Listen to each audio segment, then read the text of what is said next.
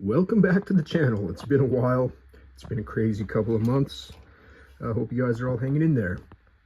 I recently had this machine sent to me from a customer, and they were having issues with the carriage. So you press the space bar and things start to fly around. I'm gonna try to diagnose this and try to do some tinkering right here on video. I haven't even looked at this typewriter. All I did was, whenever I notice escapement issues, I just flip them back, and I'll take some like quick penetrating technician grade knocker loose penetrate super penetrate, and I'll just give it a spray in the escapement area, just as kind of like to loosen up in case any of like the stickiness in the mechanisms or the escapement dogs or pawls that do the grabbing, if those are just like stuck because of ancient goo. And that's always like a good thing to do. Just get rid of the goo first, or break up some of the goo, and then we can start looking at mechanical stuff. And when I first sprayed it, it seemed like it was not slipping as much, but you could still tell there's an issue. At first I thought it was maybe the space bar adjustment off, which is right here. So I'm going to put you in the stand, and I'm going to try to adjust this space bar, because as you pull the space bar lever, you can see right here, it pulls up on this escapement. And you see how close this is?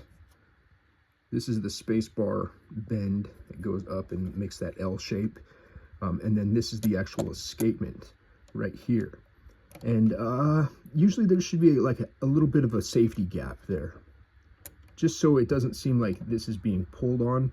Because if for any reason the escapement is being pulled out of its rest position, either by this space bar lever or by this, this is the lever that activates from the key press, the escapement. It's all one piece. This is all connected together, and these two work in tandem, just work the system on different sides. But I digress. This is just, yeah.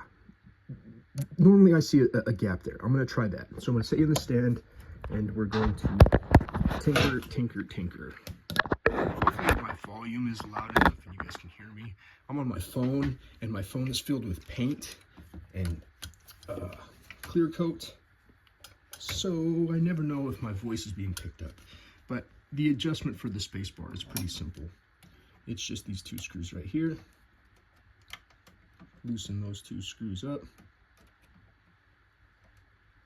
without stripping the head of the screw. Oh, that one's pretty stiff.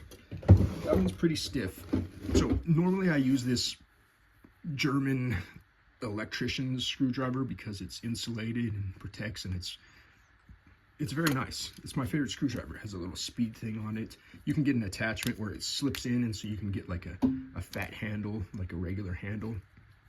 But yeah, this is my favorite screwdriver I use for everything. But I also have the Weaver set, which comes with every flathead shape, size, style that you need, and a big old handle. And this toolkit comes in handy when you need exact fitting slots, so you don't wallow out the head of the screw you're working on. And this is my tank wrench, or tank screwdriver, which I call it. And I use that to get in here to break loose sticky and tough flathead screws, because I can choose the bit that matches correctly, and I get the extra leverage from that. So this is a good tool to have. I don't use it. I'm just putting this bit away. I only use it for those situations at all. And now it's going back into the drawer. And then it's back to my little guy. But that's all I use it for. It's just that. Just to break things free. So now I'm going to slide this space bar trip point adjuster out as far as I can go, and see if that will solve any of the issues. And it might not.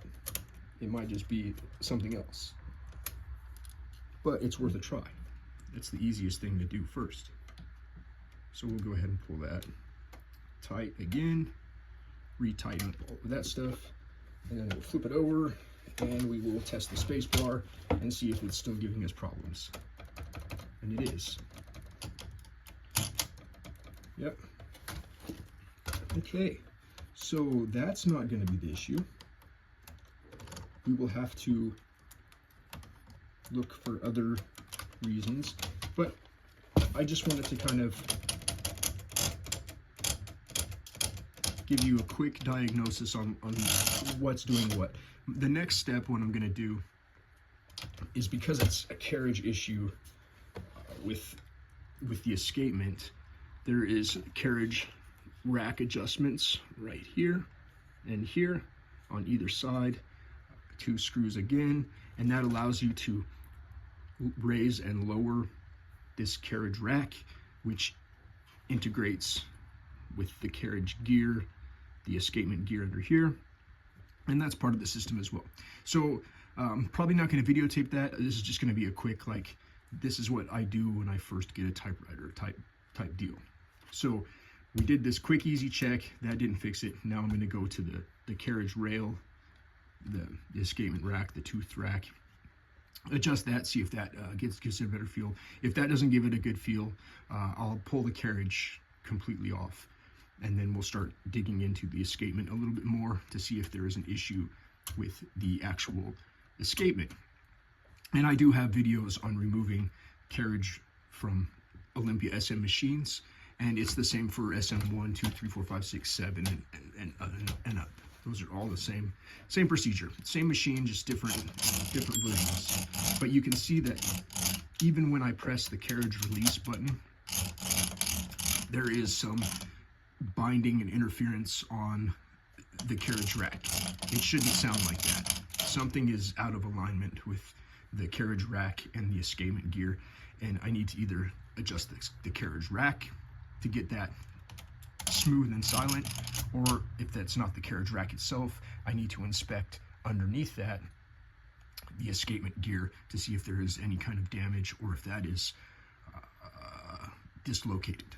So guys, hope you guys are doing well. This is just a quick typewriter repair video, and hope you guys enjoyed it. Talk to you later.